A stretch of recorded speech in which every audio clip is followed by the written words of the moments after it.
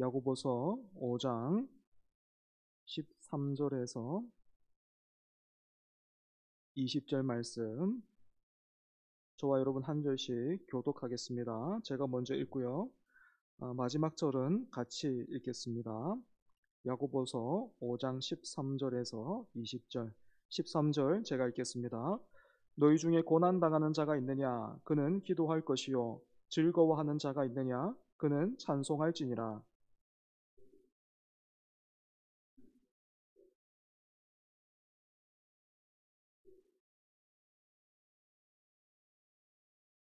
믿음의 기도는 병든 자를 구원하리니 주께서 그를 일으키시리라. 혹시 죄를 범하였을지라도 사하심을 받으리라.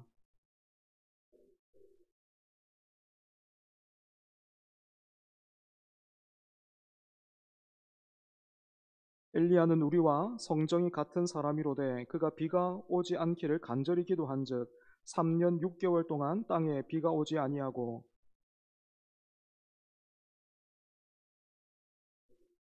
내 형제들아 너희 중에 미혹되어 진리를 떠난 자를 누가 돌아서게 하면, 너희가 알 것은 죄인을 미혹된 길에서 돌아서게 하는 자가 그의 영혼을 사망에서 구원할 것이며 허다한 죄를 덮을 것임이라. 아멘. 믿음의 기도라는 제목으로 백종수 목사님 말씀 전해 주시겠습니다.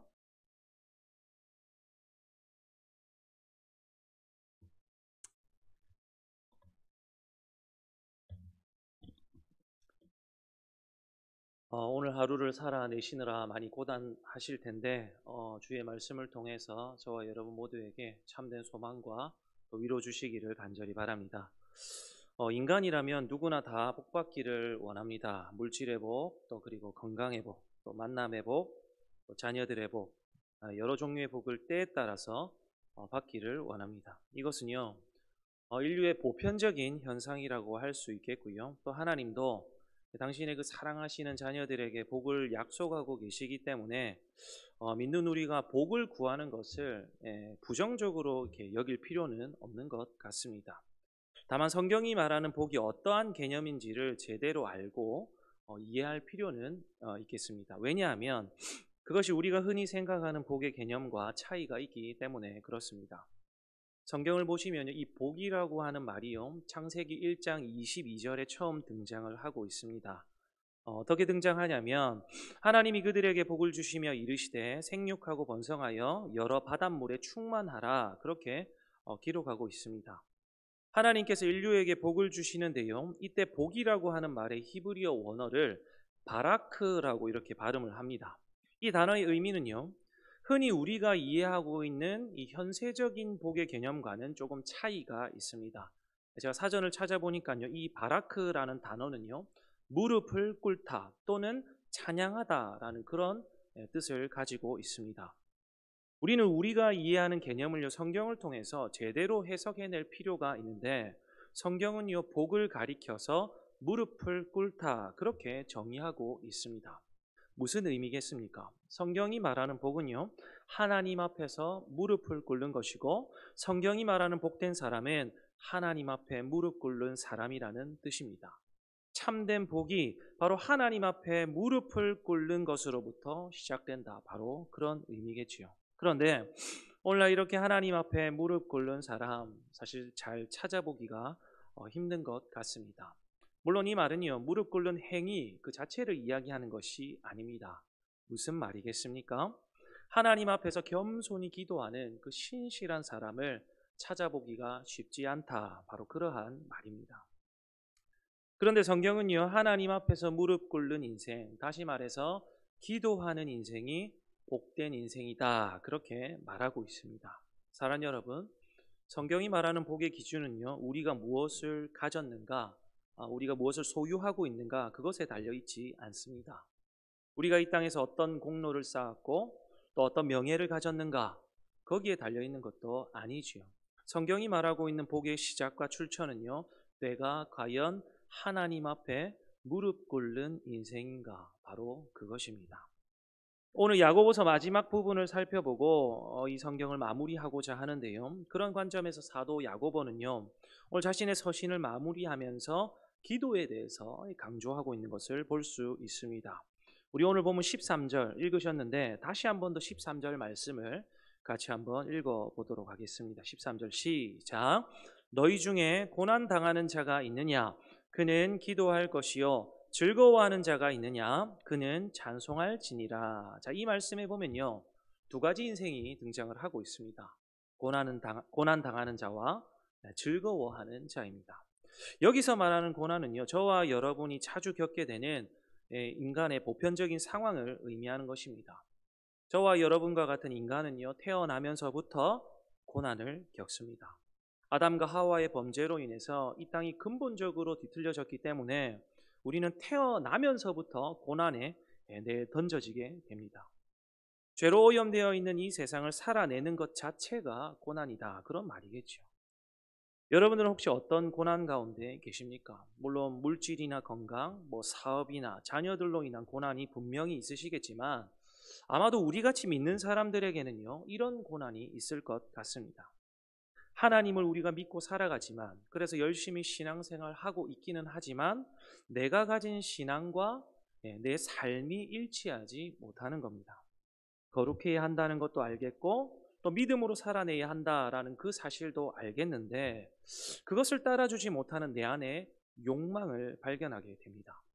이건 아닌데, 이렇게 살면 안 되는데 생각은 하고 있지만 어느새 우리의 발걸음은 또다시 그 세상이 유혹하는 곳으로 옮겨가고 있습니다. 그런 내 자신의 그 초라함을 바라볼 때에 얼마나 실망하고 또 낙심할 때가 있습니까? 바울 사도도요, 로마서 7장에서 무엇이라고 이야기를 하냐면, 오호라 나는 곤고한 사람이로다. 이 사망의 몸에서 누가 나를 건져내랴. 사도가 그렇게 고백하고 있습니다. 바울과 같은 대사도도요, 늘 치열한 싸움이 있고 그것이 그 신앙생활의 고난이 되었다라는 말입니다.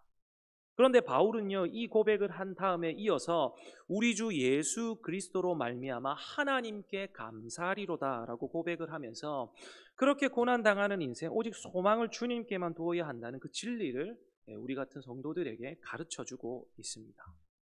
오늘 야고보 사도는요, 고난 당하는 자가 있느냐 그렇게 질문하면서 시작을 하고 있습니다. 이 말은요, 고난 당하는 자가 있다라는 것을 전제하는 말이겠지요. 이미 우리가 살펴보았듯이 당시 교회 공동체 안에 고난당하는 사람들이 있었습니다. 부의 문제로 고난당하는 성도들, 우리가 이미 만나봤었고요. 이 일 때문에 공동체 전체가 힘들어졌습니다. 사도는 그렇게 고난당하는 사람이 있거든 기도해라, 그렇게 도전하고 있습니다. 성도들이 만나게 되는 고난 가운데는 내가 잘못해서 일어나는 고난도 있겠지만 나와 상관없이 일어나는 그런 어려움들도 많겠지요. 앞서 말했듯이 죄로 오염된 세상, 모든 것들이 다 뒤틀려져 있기 때문에 때로는 내 의지와는 상관없이, 내 잘못과는 상관없이 고난이 찾아오게 됩니다. 그래서 이것을 이해하려고 하면 얼마나 억울하고 힘든지 모릅니다. 그러나 여러분, 이 말이 전혀 위로가 되지 않는 말일 수도 있겠지만 우리가 이해할 수 없는 고난을 만나서 숨이 막히는 그 고통을 당한다 하더라도 저와 여러분이 하나님 안에 있다면 그것은 내가 만들어 놓은 울타리를 벗어나서 하나님이 주시는 더 크고 깊은 은혜와 사랑을 체험하고 누릴 수 있는 그런 축복이 될 줄로 믿습니다. 돌아보면요, 우리의 고난이 그냥 아무 의미 없이 그냥 그 고난 자체로 그냥 실패로 그렇게 끝난 적이 있습니까? 그때 절규하고 우리가 아파해 봤기 때문에, 그때 내 자녀를 품에 안고 가슴 아리도 해보고 눈물도 흘려보고 하나님을 원망도 해봤기 때문에 그렇게 가슴 찢는 아픔을 당해 봤기에 우리는 하나님께 기도할 수 있었던 것입니다. 그러한 기도를 통해서 하나님의 살아계심과 하나님의 그 신실하심을 경험하게 된 그 큰 영적인 부요함은 그 어떤 세상 가치와도 맞바꿀 수 없는 것이지요. 엄청난 영적인 흔적이 저와 여러분의 그 인생 가운데 새겨지게 된 것입니다. 오늘 이 자리에 계신 우리 성도님들도 이 모양 또 저 모양으로 또 얼마나 많은 어려움과 그 고난들을 겪고 계십니까? 그 고난을 붙들고 하나님 앞에 무릎으로 나아가시기를 축복합니다. 내 인생 당신 것이오니 하나님 아버지께서 받으시고 당신 뜻대로 인도해 주십시오. 순종할 수 있는 믿음도 주시고 또 버텨낼 수 있는 믿음도 주시옵소서. 그렇게 겸손히 그분의 통치 아래로 우리의 인생을 꺾어 넣으시기를 축복합니다. 그것이 바로 성경이 말하고 있는 복된 인생입니다. 바라기는 고난을 통한 그 영적인 부요함의 은혜를 저와 여러분 모두가 경험케 되기를 간절히 바랍니다. 두 번째로 사도는요. 즐거워하는 자가 있느냐? 그는 찬송할지니라 그렇게 말하고 있죠. 여기서 말하는 즐겁다라는 말은요, 단순히 어린아이가 놀이터에서 뛰놀 때 느끼는 그런 즐거운 감정을 말하는 것이 아닙니다. 이것은 안전과 만족의 개념입니다. 원어의 개념으로 보면요, 생명의 손실이 없는 상태를 일컫는 말입니다. 평안하고 넉넉하고 만족이 찾아올 때에 다름 아니라 찬송하라 사도가 그렇게 권면하는 것이죠. 여기서 이 찬송이라는 말이 시편이라는 말이 어원이 되는 말인데요. 곡조가 붙은 기도라는 말입니다. 결론적으로 고난 당해도 기도, 그리고 즐거워할 때에도 기도하라라는 그런 말인데 문학적인 대꾸법으로 본문에는 기도와 찬송으로 이렇게 구분해서 쓰여진 것입니다. 다시 말해서 고난 당하는 자에게 기도가 마땅한 것이라고 한다면 즐겁고 평안하고 만족이 있는 사람도 기도하라 그렇게 말하고 있죠. 사랑하는 여러분, 우리의 신앙에 있어서 진짜 위기는요, 우리의 삶에 고난이 찾아올 때가 아닙니다. 진짜 위험할 때는요, 우리가 안전하다고 또 만족한다고 생각할 때입니다. 그때는요, 여지없이 하나님에게서 멀어질 수밖에 없습니다. 고난 당할 때는 이 자리에 계신 모든 분들 하나님 앞에 간절한 마음으로 기도하실 겁니다. 의지할 때가 하나님밖에 없기 때문에 누가 떠밀지 않아도 누가 강요하지 않아도 하나님 앞에 울며 불며 그렇게 매달리면서 간구합니다. 그런데 내게 모든 것이 넉넉하고 딱 지금만 같아라 라고 할 때는요, 기도 한마디도 덜 하게 되어 있습니다. 우리의 소유가, 우리의 가진 것이 어제보다 오늘 조금만 많아져도 우리는 하나님을 덜 찾게 됩니다. 아닙니까? 우리가 느끼지 못하는 사이에 서서히 그렇게 하나님과 거리를 두게 됩니다. 이것이 진짜 우리 신앙의 위기입니다. 사랑하는 여러분, 고난은요, 유감스럽게도 우리가 호흡하는 동안 끝나지 않습니다. 산 넘으면 강이 나오고요, 강 건너면 더 큰 산이 우리를 가로막습니다. 그것이 저와 여러분의 인생입니다. 이놈만 피하면 될 줄 알았는데 더 센 놈이 나타나서 우리를 괴롭힙니다. 그렇지만 이런 끊임없는 고난이 오히려 우리로 하여금 영적인 긴장을 늦추지 않게 하고 항상 우리 하나님 아버지 앞에서 그분의 돌보심과 은혜를 구하게 하는 영적인 그 유익의 수단이 되는 것입니다. 때문에 사도는요, 고난당해도 기도해라, 즐거워도 기도해라. 결국 성도는 범사에 하나님께 기도해야 한다, 그것을 전하고 있는 것입니다. 오늘 저와 여러분에게 바로 이러한 은혜가 있기를 간절히 바랍니다. 이어서 14절 보면요, 사도는요, 성도들에게 또다시 기도할 것을 권면하고 있는데요. 초대교회 특징 가운데 하나는요, 병든 자에 대한 관심과 돌봄이었습니다. 사도는 병든 자가 교회의 장로들을 청해서 기도받을 것을 격려하고 있습니다. 여기서 말하고 있는 병은요, 보편적인 육체의 질병을 의미합니다. 이렇게 육체의 질병이 있는 사람들, 교회의 장로들을 청하라 그렇게 말하고 있죠. 그리고 기름을 바르며 기도하라 그렇게 말을 하는데, 이 기름을 바르다라고 하는 이 말의 의미는요, 치료의 개념으로 이해를 하시면 되는데, 시편 23편 보면요, 목자가요 양떼를 몰고 사망의 음침한 골짜기를 지나게 됩니다. 그때 이런 표현이 나오는데요, 주께서 내 원수의 목전에서 내게 상을 차려주시고 기름을 내 머리에 부으셨으니 내 잔이 넘치나이다 그렇게 고백합니다. 목자가 양떼를 이끌고 몇 날 며칠을 가다 보면 깊고 깊은 골짜기를 지날 때가 있습니다. 이를 성경은요, 사망의 음침한 골짜기 그렇게 표현했습니다. 험지를 다니다 보면 이 양들이 상처투성이가 되지 않겠습니까? 그러면 주인이요, 기름을 부어서 상처를 닦아주고 치료를 해줍니다. 이처럼 사도는요, 오늘 본문에서 병든 자가 있다면 주님의 이름으로 기름을 바르고 그를 위해서 기도하라 그렇게 권면하지요. 사랑하는 여러분, 우리의 신앙에서 기도는요, 너무나도 중요한 것입니다. 공동체 안에서 성도와의 관계 속에서도 기도는요 너무나도 중요한 것입니다. 단언컨대 기도하지 않는 것은요 사랑하지 않는 것입니다. 사랑하면 어떻게 합니까? 기도하게 되어 있습니다. 우리가 이렇게 공동체로 함께 모여 있는데 사실 서로를 위해서 특별히 해줄 수 있는 게 그리 많지 않습니다. 그러나 지체들의 아픔을 듣고 공감하면서 그들을 위해서 간절한 마음으로 기도 한마디 해줄 수 있지 않겠습니까? 제가 가끔씩 생각해 보면요, 청년 시절 때 교회 가는 게 제일 좋았던 이유가 무엇이냐면 그때 선배들이 혹 제 얼굴에 수심이 가득한 것을 보인다면 물어봅니다. 종수야, 요즘 힘드냐? 얼굴이 안 좋다. 그러면요, 저는 기다렸다는 듯이 그 선배들에게 제 걱정과 고민을 쏟아냅니다. 그러면 그때 교회 선배들이 그 자리에서 기도하자 하면서 손을 붙잡고 그렇게 기도를 해줬습니다. 같이 울면서 진심으로 기도해 줬습니다. 그러면요, 그 순간에 말할 수 없는 기쁨과 용기가 생겨나는 것을 경험하게 됩니다. 환경은 전혀 변하지도 않았는데 제 마음속에서 불같은 마음들이 생겨나는 것을 경험하는 거죠. 저는 그게 너무 좋았던 것 같습니다. 그런데 오늘날 제가 아무리 눈 씻고 찾아봐도 우리가 어릴 적 그렇게 순수하게 서로를 붙들고 기도하던 그 모습 찾아보기가 힘든 것 같습니다. 오늘 저와 여러분이 우리 초전교회 공동체 안에서 바로 그 모습 다시 회복해야 되지 않겠습니까?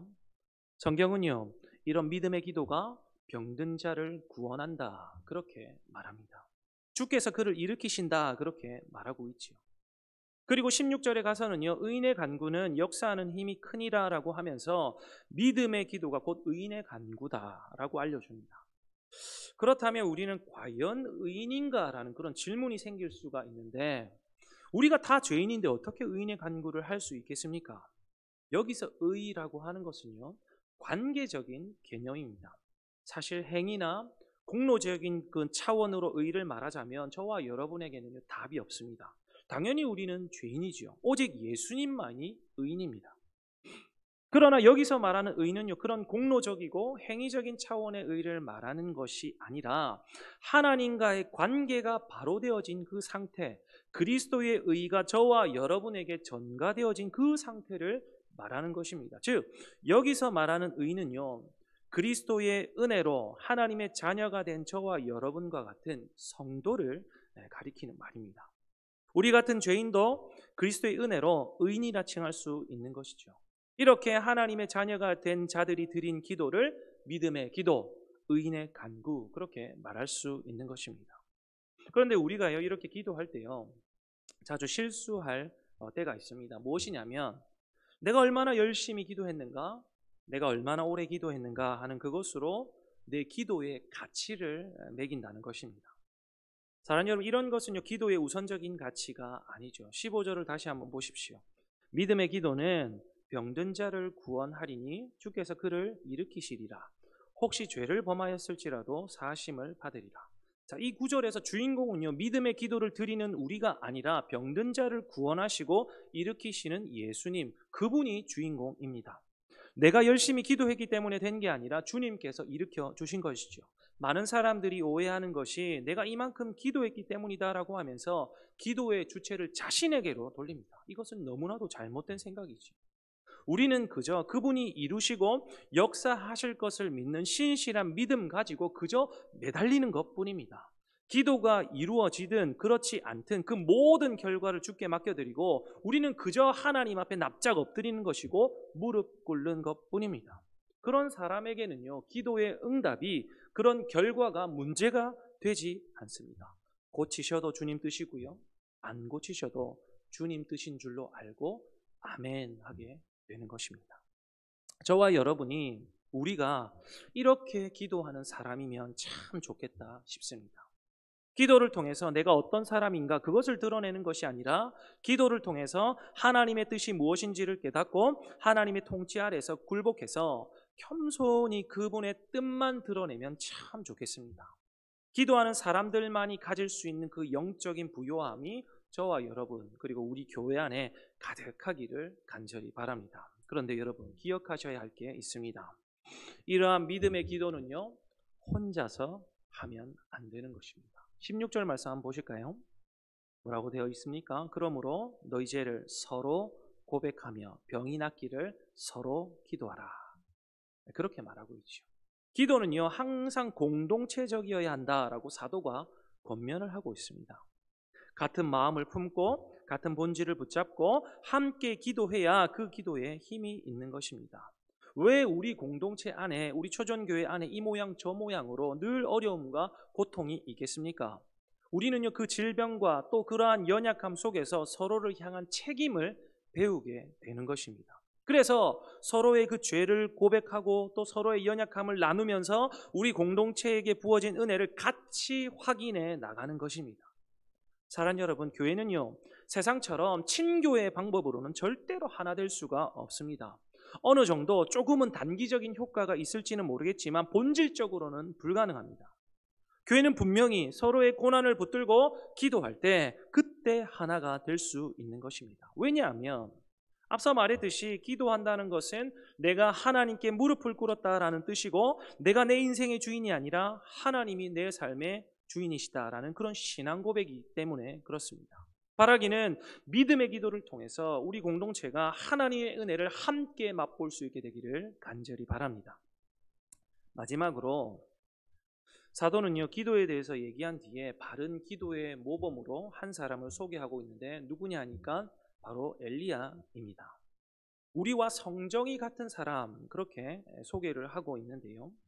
이 성정이 같다라는 말은요, 동일한 것을 경험한다, 그런 뜻입니다.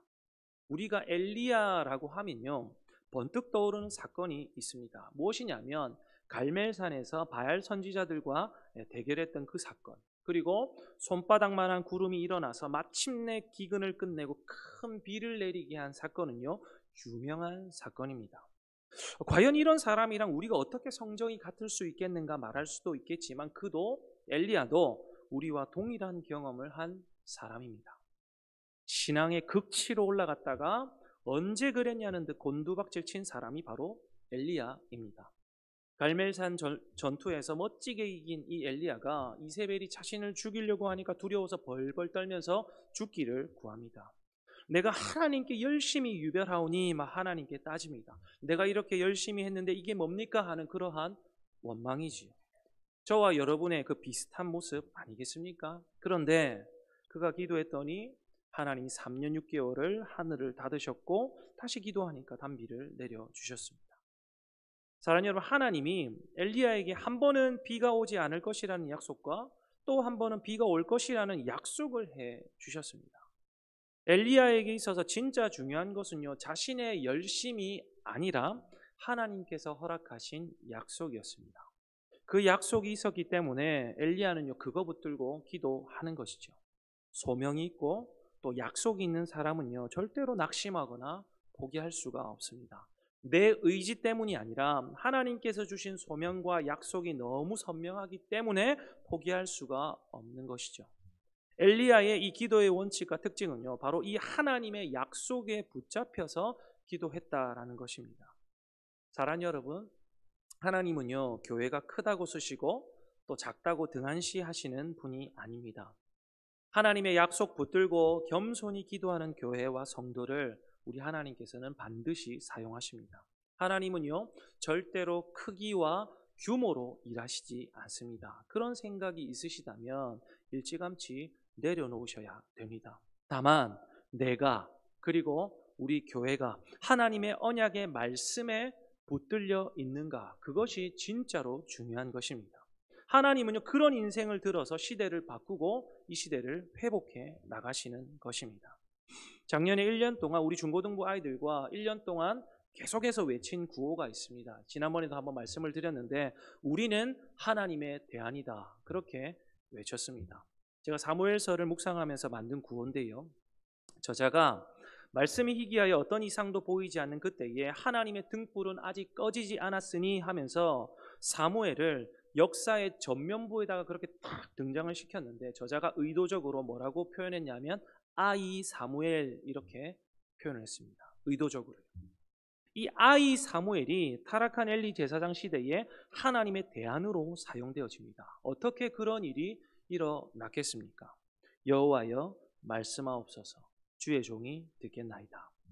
하나님의 말씀을 정종하여 가슴에 새기고 순종할 때 여호와의 말씀이 전국에 전파되고 영적인 회복의 시대를 맞이하게 됩니다. 사랑하는 여러분, 먼저는요, 거룩하신 주의 말씀 앞에 귀를 기울이시기를 바랍니다. 그리고 그 약속의 말씀을 붙들고 그 말씀을 가지고 기도하시기를 바랍니다. 기도하시되 공동체가 함께 기도해야 할 것입니다. 언약의 말씀에서 비롯된 그 믿음의 기도만이 역사하는 힘이 큰 것입니다. 오늘 우리 공동체에 주신 수많은 기도의 제목들 얼마나 산적해 있습니까? 겸손히 주님 앞에 가져갈 수 있는 그런 믿음 주시기를 간절히 바라고요. 그렇게 믿음으로 드린 기도를 통해서 우리 공동체 안에 진정한 회복과 또 하나됨과 은혜의 풍성함이 가득해질 수 있기를 주님의 이름으로 간절히 축복합니다. 기도하겠습니다.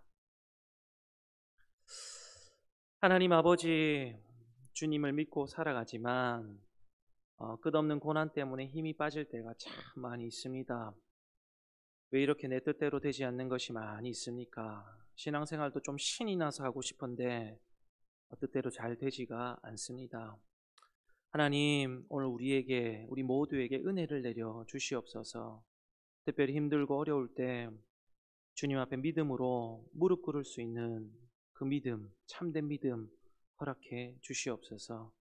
엘리야의 기도를 들으신 하나님 아버지, 오늘 우리의 기도도, 아니 나의 기도도 들어 응답하여 주시옵소서. 우리 교회가 이 마지막 때에 서로 마음을 합하여 먼저 기도할 수 있는 은혜를 주시옵소서. 많은 일들을 감당하는 것도 중요하겠지만 하나님 앞에 먼저 무릎 꿇을 수 있기를 간절히 바랍니다.